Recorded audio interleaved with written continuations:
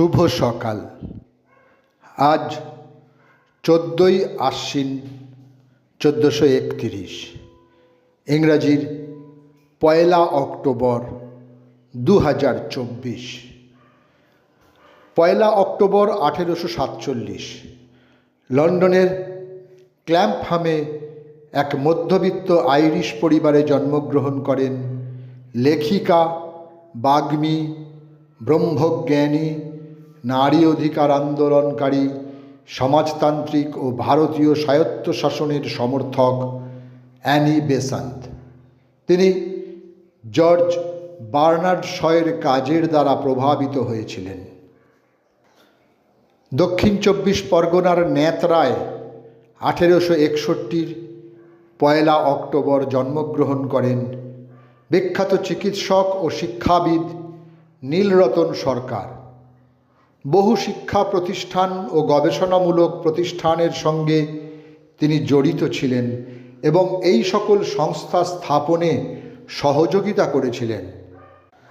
Science college of the Calcutta university ও national council of এডুকেশনের স্থপতিদের মধ্যে তিনি ছিলেন অন্যতম। Indian association for the cultivation of সায়েন্সের সঙ্গে তিনি ঘনিষ্ঠভাবে যুক্ত ছিলেন। জাতীয় শিক্ষা পরিষদের সম্পাদক হিসেবে তিনি এদেশে ব্যক্তিগত প্রশিক্ষণের চেষ্টা করেছিলেন। Bengal technical school, Jadavpur university, Jadavpur engineering college প্রভৃতি স্থাপনেও তাঁর ভূমিকা ছিল অনস্বীকার্য।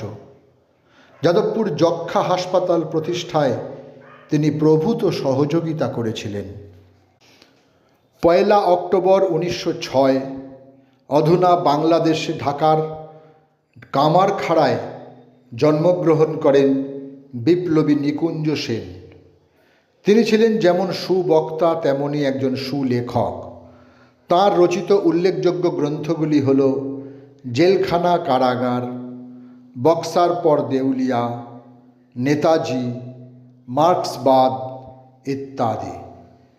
স্বাধীনতার পর দীর্ঘদিন তিনি উত্তর 24 পরগনার বাগু হাই স্কুলের প্রধান শিক্ষক ছিলেন।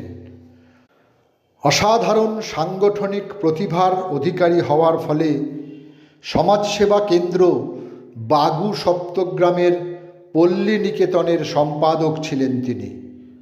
উত্তর 24 পরগনার রাজারহাট বিষ্ণুপুরের এক জনবসতি আজ তাঁর স্মরণে নামাঙ্কিত বিপ্লবী নিকুঞ্জ সেন পল্লী। ভারতীয় বাংলা ও হিন্দি গানের কিংবদন্তি ও জনপ্রিয় সঙ্গীত পরিচালক, সুরকার, গায়ক ও লোকসঙ্গীত শিল্পী শচীন দেব বর্মন বা এস.ডি. বর্মন। আজ তাঁর জন্মদিন। 1906 কুমিল্লা, বাংলাদেশ। বাবা নবদ্বীপচন্দ্র বর্মন ছিলেন একজন সেতারবাদক ও ধ্রুপদী সঙ্গীত শিল্পী। তিনি ছিলেন শচীন দেব বর্মনের প্রথম শিক্ষক।